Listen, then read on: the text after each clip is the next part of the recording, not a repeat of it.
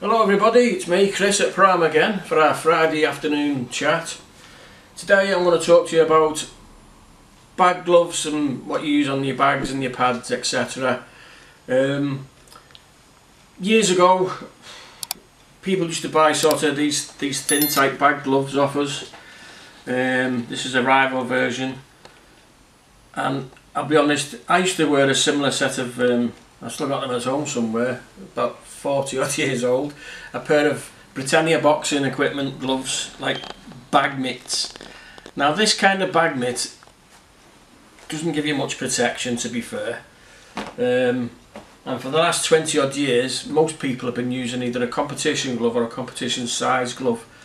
Now the boxers I train, I prefer them to use a glove, say like what they'd use in competition. So if I'm training amateurs, we'd have like an AIBA approved competition glove, 10 or a 12 ounce, and they'd use that on the bags and the pads. This is an amateur AIBA approved glove, as you can see.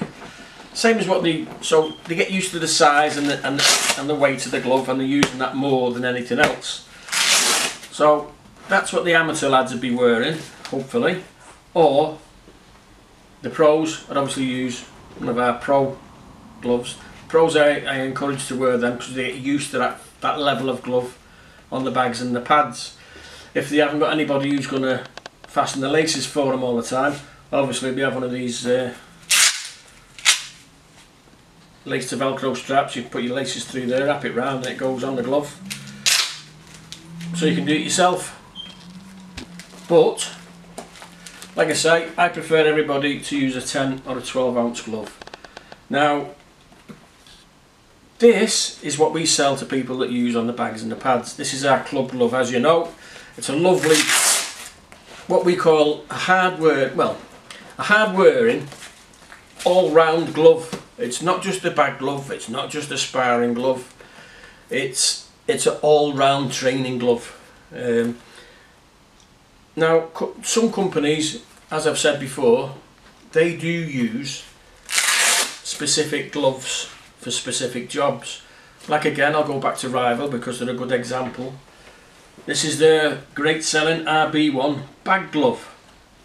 Now the difference between using a bag glove and a bag mitt is obviously you get that bit more, these are usually slip on, you get that bit more wrist protection, obviously with the wrist strap going round, and you get the thumb protection as well, and you get that thicker knuckle protection for it in the bag. Now Rival, they do this, like I say, this is the RB1, and on all their equipment they'll have RB and the model number. RB will be Rival bag. Now their sparring gloves will be RS, so it'll be Rival Spar and the model number. So generally their bag gloves are made of a higher density foam and more protective and more long wearing than the one would be similar for sparring. So that's what Rival use. This is an 8 ounce model. I think they do them in 8s, 10s and 12s, as well as they come in sizes small, medium, large, extra large, and the weight will go with the size apparently. Now like I say, our club range is an all-round glove which you can use for bags, pads, and the bigger ones for sparring if you like. But a nice, as I've shown you before, a nice medium padding on the knuckle. This is a 12 ounce, so once it's on, it's nice and comfortable.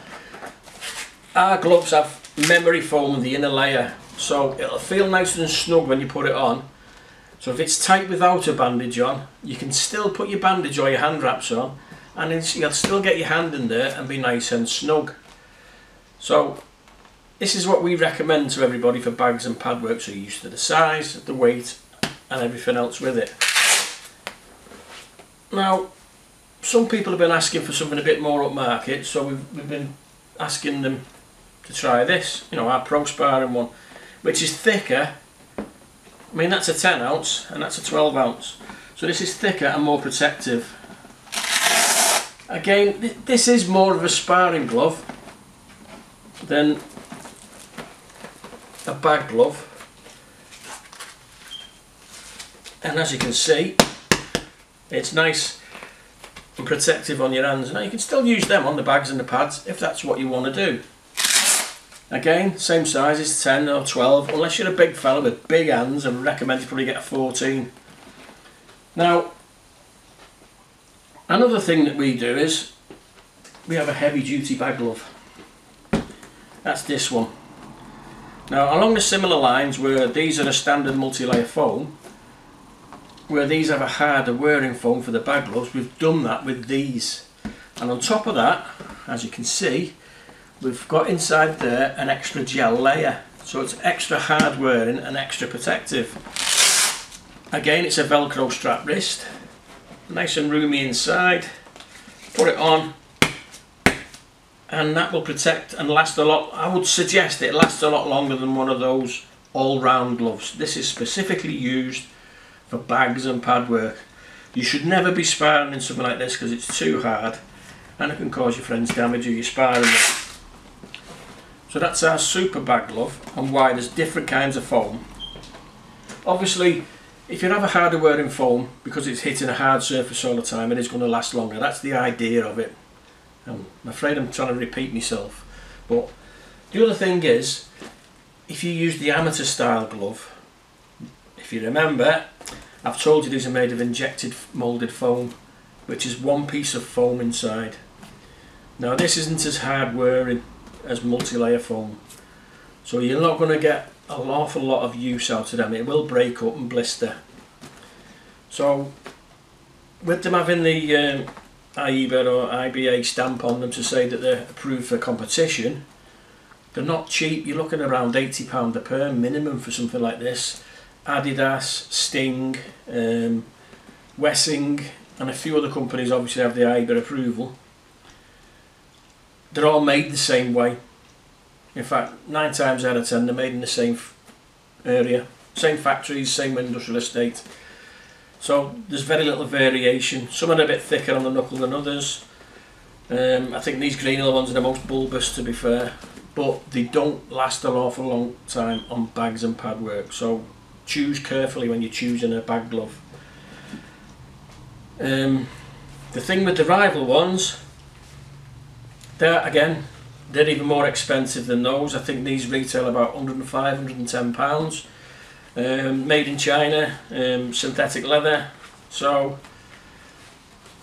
and this mesh on the inside. Now the only thing I have a thing about this mesh on the inside. Any gloves with mesh on there tends to get sweaty, and that I'm not sure with these specifically, but other gloves I've had with this mesh lining on the inside here tends to rot with the alkaline in your sweat. So be wary of that as well. Whereas all our gloves, they have good breather holes, no matter which model. We all make sure there's plenty of breathing in all our gloves, as you can see. They're all A-grade leather. We don't use cheap leather, we don't use split leather, we only use the best cowhide leather possible. There's no other way. So my suggestion is, again, a good all-round training glove that's multi-layer foam and leather with a Velcro wrist. Use your fight weight, 10s or 12s, ideal. If you're a pro boxer, you'll use something like this anyway, because you need to be used to that makeup of a glove, because obviously these are a lot softer and less padding, and you may prefer the horsehair one. A horsehair glove will not last very long using bags and pads, because the horsehair will get sweaty and matted together and it ends up being rock hard. I've seen that happen when they've got old. They are rock hard, and so they're not going to do your hands any favours.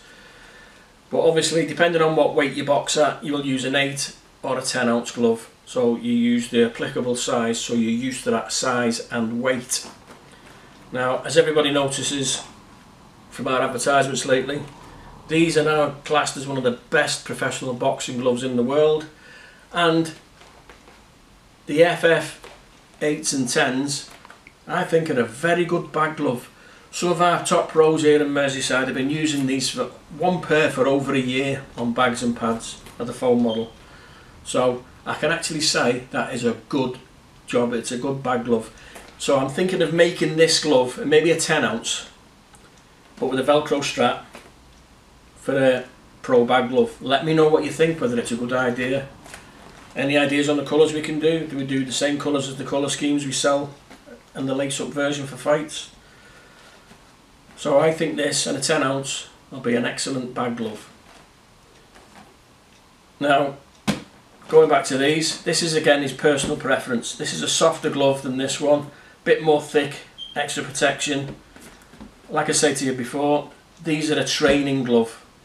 A training glove is not a bag glove, so it's up to you whether you want to use it on the bag. If you had one of these just for sparring, you'd probably get years and years of lifetime out of it. Using them on the bags and the pads, you're going to cut that lifetime down a bit because it's hard wearing, hard work. Common sense. So I'm not saying to you, buy these, use them on the bag, and they'll last you years. If you use them on the bags and pads, you're cutting the longevity of its lifespan down. But as long as you understand that. Same with this. Officially a pro fight glove is allowed six round fights to be used, and then it's deemed as surplus to requirements, or 1 12-round fight. So it's not going to last an awful long time on the bags. Again, like I say, I know a few pros have been using them for over 12 months every day on the bags and the pads, but there you go. You pay your money, you take your choice. So for £50 for these, you're not going to lose out, are you? £90 for these, a bit more luxurious, snug fit. They probably last you just as long, but like I say, I don't know. It depends how hard you hit as well. Of course, everybody hits different. If you're hitting correct and you're hitting hard, you're going to wear the gloves out faster. Other thing I always recommend is, when you're putting the gloves on, make sure you're wrapped underneath. Wrap your hands properly with bandages. Those inner glove things with a bit of padding on the knuckle, that is no good. It doesn't work. The reason you're not allowed to wear that in competition as an amateur or anything else is it's not protecting your hand, what the bandage and the hand wrap is designed for. When you wrap your bandage around your wrist and these metacarpals here, that's what you're protecting. Not so much your knuckles, because when you break your hand, your knuckles go inside like a shock absorber. The hand wrap for is to protect these small bones in the wrist and the back of the hand, the metacarpals. So always wrap your hands properly when you're using bag gloves. Again, you pay your money, you take your choice. Hope this one's a little bit interesting. Like I say, this is what everybody's been using for the last 20 years. Before that, it was these bag mitts. We don't sell as many anymore. We do get the odd people coming and asking for them. To be honest, it's personal preference with something like that. Realistically, they're only good for hitting things like speed balls and floor to ceiling balls, you know, like things that come, you know, air filled. Anything that's heavy, densely packed, I think you're going to end up smashing your knuckles in with them. Jazza uses these. He tells me he uses them because he likes to feel his knuckles in the bag. I wonder if he'll say that when he's in his 60s and his hands are all crushed. But we'll see, we'll see. We may stock some of these from time to time, but I don't really recommend them for bag and pad work. If you're going to buy them, buy something specific as a bag glove, because you should always have a sparring glove and a bag glove, not one or the other. You'd have both. Or a good all-round training glove. That's the best idea I can give you, whether you prefer lace-up or Velcro. If you prefer the lace-up, you can have the straps as well.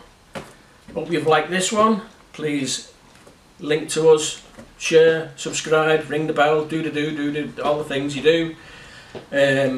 Please comment. Nobody's commenting as much as we like to. We like a bit of interaction. Tell us what you think. Do you agree? Do you disagree? What gloves do you use on the bag and why? Be nice to know. I mean, if you've got any suggestions, that's what we want to hear. We're one of those companies, we'll listen to your suggestions and we'll take it on board, and if it's a good idea, we'll use it and we'll give you praise for it. See you next week.